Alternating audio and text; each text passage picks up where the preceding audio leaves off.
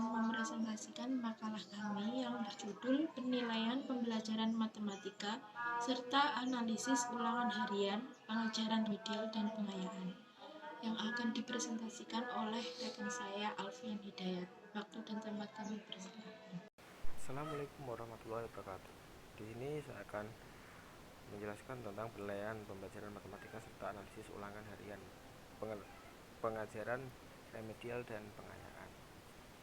Nah, dalam pembahasan kita kali ini akan kami paparkan: satu, bagaimana penilaian pembelajaran matematika itu. Dua, apa saja analisis hasil ulangan. Tiga, bagaimana pengajaran remedial. Empat, bagaimana pengajaran pengayaan. Nah, kita akan bahas satu persatu ya. Satu, penilaian pembelajaran matematika. Pada umumnya ditekankan pada hasil pembelajaran dan didasarkan pada hasil tes yang dilakukan oleh guru. Hasilnya adalah setiap siswa memperoleh skor atau nilai tertentu. Skor ini menunjukkan prestasi setiap siswa tentang materi matematika yang telah dipelajari. Nah, di sini juga ada macam-macamnya. Satu, tes. Suatu prosedur yang sistematik untuk mengamati dan mengukur seseorang. Tes ini ada banyak sekali, ada tes tertulis, tes praktek, kemudian pengukuran. Suatu prosedur untuk menunjukkan bilangan bagi atribut atau karakteristik seseorang berdasarkan atau tertentu. Bilangan hasil pengukuran ini biasanya disebut skor.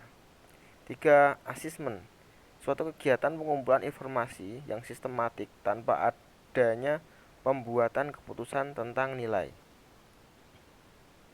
Tiga, penilaian. Suatu proses pembuatan keputusan berdasarkan kesesuaian seseorang, program, atau hasil dengan tujuan tertentu. Nah, jenis-jenis penilaian ada: satu, keputusan pada awal pembelajaran terdiri dari penilaian dan kesiapan dan penilaian penempatan. Dua, keputusan selama pembelajaran terdiri dari penilaian formatif dan penilaian diagnosis. Tiga, keputusan pada akhir pembelajaran penilaian kumulatif. Nah, di sini B, teks analisis atau analisis hasil ulangan. Teks analisis atau analisis adalah cara yang digunakan guru untuk mengidentifikasi akan hakikat sebenarnya dari suatu keterampilan yang terstruktur dengan baik yang akan diajarkan oleh guru.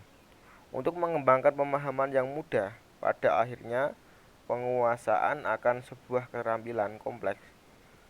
Maka keterampilan yang kompleks tadi harus lebih dahulu dibagi menjadi komponen-komponen bagian sehingga dapat diajarkan beruntut dengan logis dan tahap demi tahap. Jadi step by step itu ya sahabat-sahabat ya.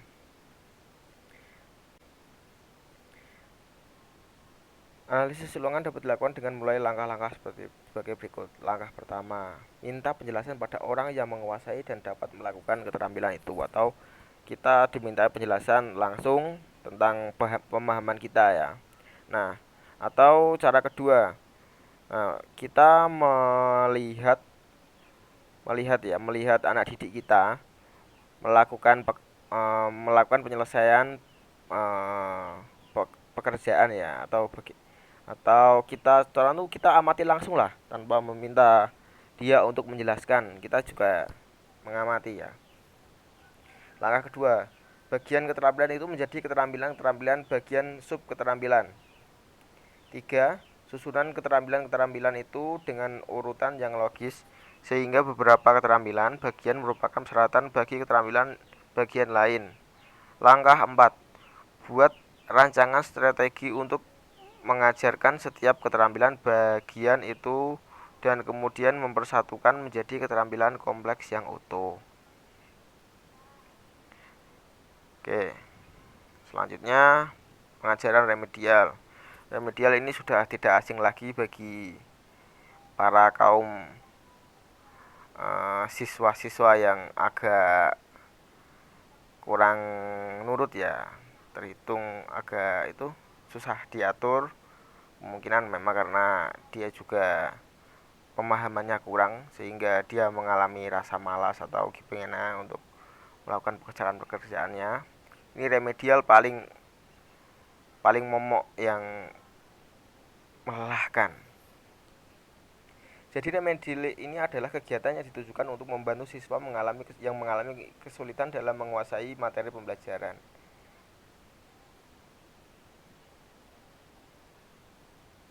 Ini pembelajaran remedial merupakan layanan pendidikan yang diberikan kepada siswa untuk memperbaiki prestasi belajarnya sehingga mencapai kriteria ketuntasan yang ditetapkan. Pembelajaran remedial adalah pembelajaran yang diberikan kepada peserta didik yang belum mencapai ketentuan KD tertentu menggunakan berbagai metode yang diakhiri oleh penilaian untuk mengukur kembali tingkat ketuntasan peserta didik. Pelaksanaan pembelajaran berbasis komputer, kompetensi, dan pembelajaran tuntas dilakukan dari penilaian kemampuan awal peserta didik terhadap kompetensi atau materi yang akan dipelajari. Oke, langsung saja next. Yang terakhir adalah pengayaan. Pengayaan dapat diartikan sebagai pengalaman atau kegiatan peserta didik yang melampaui persyaratan minimal yang ditentukan oleh kurikulum, dan tidak semua peserta didik dapat melakukannya. Program pengayaan dapat diartikan memberikan tambahan atau perluasan pengalaman atau kegiatan peserta didik yang teridentifikasi melampaui ketuntasan belajar yang ditentukan oleh kurikulum. Nah, jadi pengayaan ini adalah materi-materi tambahan yang tidak ada di kurikulum ya sahabat-sahabat ya. Garis besarnya seperti itu. Oke, cukup sekian, terima kasih. Wassalamualaikum warahmatullahi wabarakatuh.